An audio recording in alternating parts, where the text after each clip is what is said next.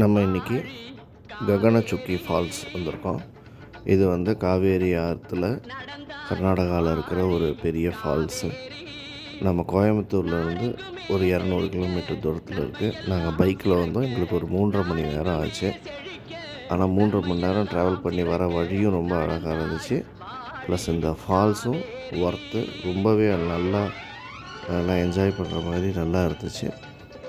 மைசூர்லேருந்து வரலாம், 60 கிலோமீட்டர் தூரத்தில் இருக்குது. ஸோ கண்டிப்பாக நீங்கள் வந்து கோயம்புத்தூர் பக்கத்தில் இருந்தீங்கன்னா இந்த ஃபால்ஸுக்கு ஒரு நாள் வாங்க, வந்து என்ஜாய் பண்ணிவிட்டு போங்க. கோயம்புத்தூர்லேருந்து மைசூருக்கு பஸ் பிடிச்சி வந்துட்டு மைசூர்லேருந்து இங்கே லோக்கல் பஸ்ஸஸ் இருக்குது, அதில் கூட வரலாம். பைக்கு, காரு, ஓன் டிரான்ஸ்போர்ட்டில் வந்தீங்கன்னா இன்னும் நல்லா என்ஜாய் பண்ணலாம். ககனச்சுக்கி ஃபால்ஸு இது வந்து கூர்கில் பெய்கிற மழை தண்ணியெல்லாம் எடுத்து அங்கே அதுக்கப்புறம் இங்கே வந்து இப்படி ஃபால்ஸ் ஆகி இதுக்கப்புறம் மேகதாதுக்கு வந்து மேகதாது வழியாக தமிழ்நாடு ஒகேனக்கலுக்கு வந்து அதுக்கப்புறம் மேட்டூர் டேமுக்கு வந்துடுது. ஸோ இதுதான் வந்து காவேரி ஆற்றோட ஒரு முக்கியமான இடம். ஸோ வந்து நல்லா பார்த்து என்ஜாய் பண்ணுங்கள்.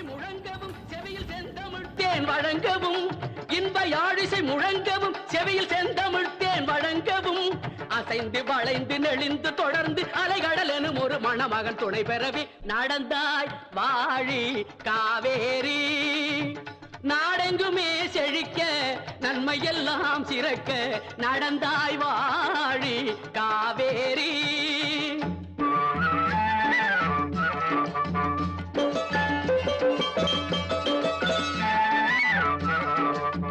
நடந்தாய் வாழி காவேரி, நடந்தாய் வாழி காவேரி. நாடெங்குமே செழிக்க நன்மையெல்லாம் சிறக்க